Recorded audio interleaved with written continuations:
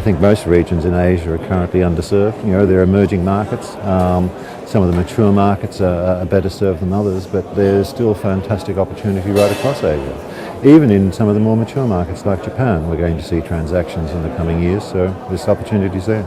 I think the easiest way to answer that is probably in today's world where travel, most places are a hop away. I was just on a panel earlier on talking about accessibility.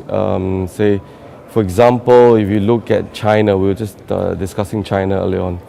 You look at the cities of Beijing and Tianjin. These are two of the four largest cities in China. Traditionally, it used to take you about an hour and a half to 2 hours to drive from Beijing to Tianjin, one way. Today, with the high-speed rail that's open, it takes all of 27 minutes to travel from Beijing into the heart of Tianjin.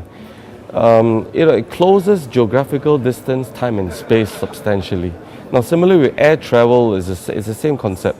The more routes are open, the more flights that go in and out of any cities would increase visibility, awareness, traffic, and everything else that comes with it. So if you ask me what's underserved, any cities that are not connected to the international grid, that are not connected to, be it by road, by air, by sea, would fall behind and would be underserved. In most of the second, third, fourth tier cities anywhere around the world, I think the biggest question is always, if you put capacity in, if you put more hotels in this case, are you going to be able to get the base numbers to come? And that's always a subject of how much avenues, how many channels, how many seats available on the plane, how many seats in the train or the rail that gets in there, how congested your roads are for people to drive up and down. You know that a short span in most cities today, unless traffic is well managed, to travel a distance of a kilometer within the city, it can take you half an hour in some cases. And if you're on an open road, an open highway somewhere, half an hour you'll be 30, 40, 50 kilometers away. So, that's how you compress time and space.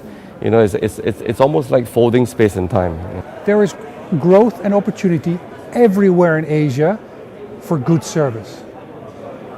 If you are in Beijing, Shanghai, Singapore, Hong Kong, where you think there's an oversupply, I truly believe there's an undersupply of exceptional service where people can go and stay at affordable prices or higher prices, that doesn't matter.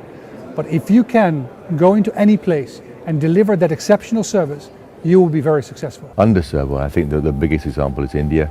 I think it's a well-known statistic that they have less hotel rooms in the whole of India, a country of 1.2 billion people, than there are in Manhattan or Shanghai. So in terms of the number of hotels to meet the present demand, let alone the future demand, is severely underserved. So I think that's the most notable area.